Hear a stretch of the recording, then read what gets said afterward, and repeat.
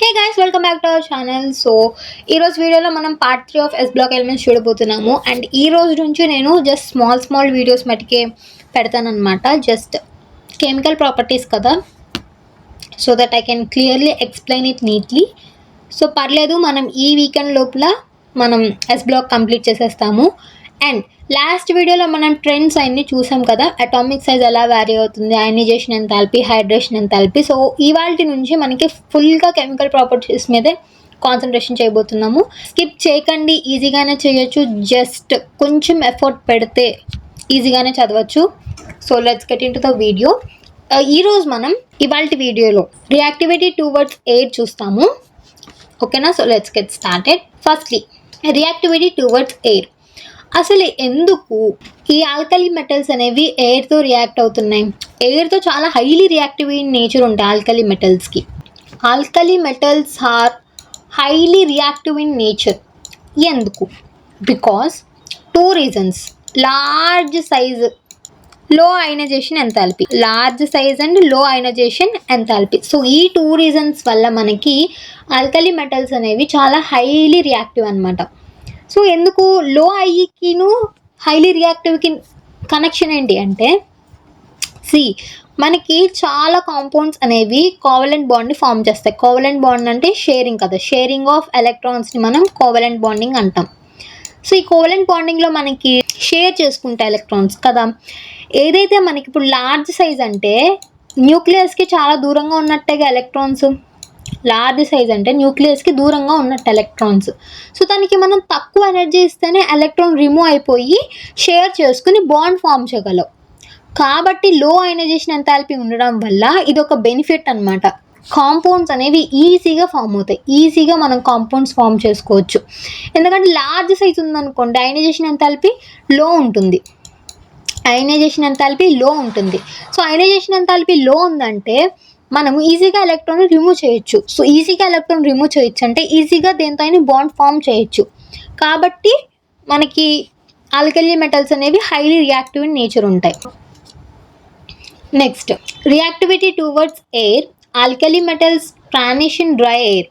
ట్రానిష్ అంటే డిస్కలరేషన్ అనమాట. ఇప్పుడు సేమ్ ఎగ్జాంపుల్ ఏంటి, రస్టింగ్ ఆఫ్ ఐరన్. అది ఆక్సిజన్తో రియాక్ట్ అయితే దానిపైన అంతా రస్ట్ అవుతుంది కాబట్టి ట్రానిష్ అంటే దాని మీనింగ్ అది.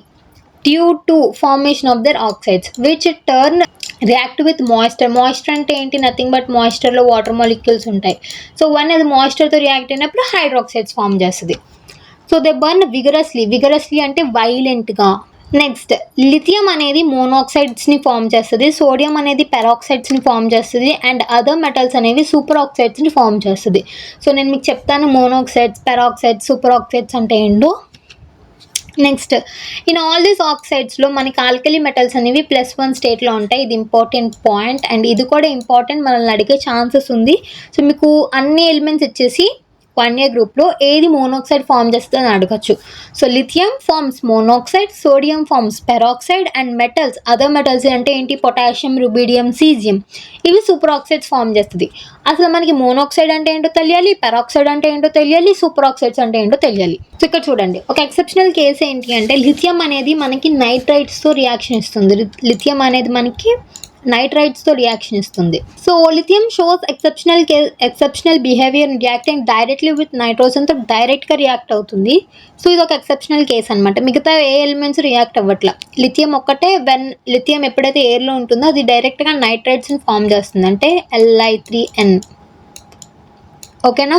Next, because of their highly reactivity towards air, అవి air and water, alkali metals are kept in kerosene oil. అది ఎయిర్లో మనం ఫ్రీగా వదిలేకుండా హైలీ రియాక్టివ్ కాబట్టి మనం కిరోసిన్ ఆయిల్స్లో స్టోర్ చేసుకుంటూ ఉంటాం. సో నా ఇప్పుడు మనకి ఆక్సిజన్లో 3 టైప్స్ ఉంటాయి: super oxides, peroxides and oxides. ఆక్సిజన్లో మనకి 3 టైప్స్ ఉన్నాయి. One is super oxides, peroxides, oxides. That is nothing but monoxides. ఓకేనా? ఫస్ట్ మనకి ఆక్సిజన్ అనేది ఎయిర్లో ఏ ఫామ్లో ఉంటుంది? డయాక్సిజన్ ఫామ్లో ఉంటుంది, రైట్? డయాక్సిజన్ ఫామ్లో ఉంటుంది, అంటే O2 ఫామ్లో ఉంటుంది ఆక్సిజన్ అనేది, ఓకేనా? ఇప్పుడు అదే O2 మాలిక్యూల్ మీద మనం -1 ఛార్జ్ పెడితే ఇదే సూపర్ ఆక్సైడ్ అవుతుంది, ఓకేనా? O2 అనే మాలిక్యూల్ మీద -1 ఛార్జ్ ఉంటే అది సూపర్ ఆక్సైడ్స్.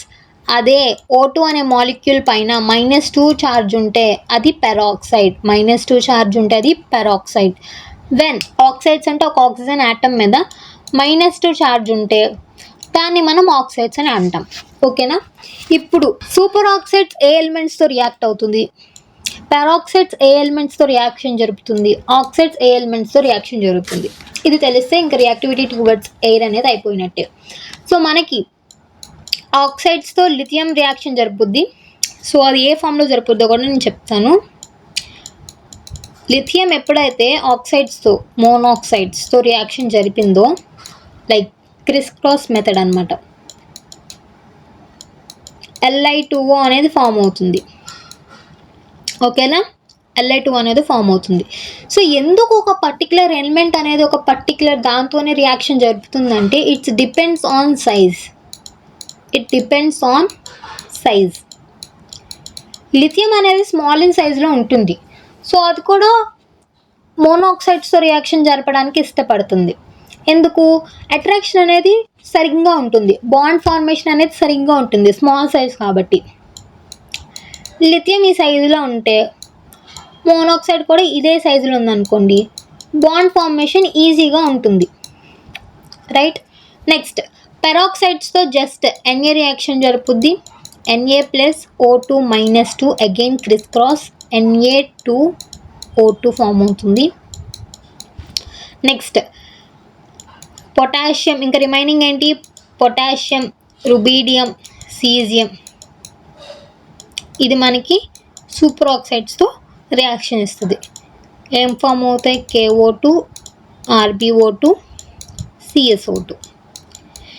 సో ఇది మీరు గుర్తుపెట్టుకోవాలి. అసలు సూపర్ ఆక్సైడ్స్ అంటే ఏంటి? -1 charge on oxygen molecule. Peroxides అంటే ఏంటి? -2 charge on O2 molecule. Monoxides or oxides అంటే ఆక్సిజన్ ఆటమ్ మీద -2 ఛార్జ్.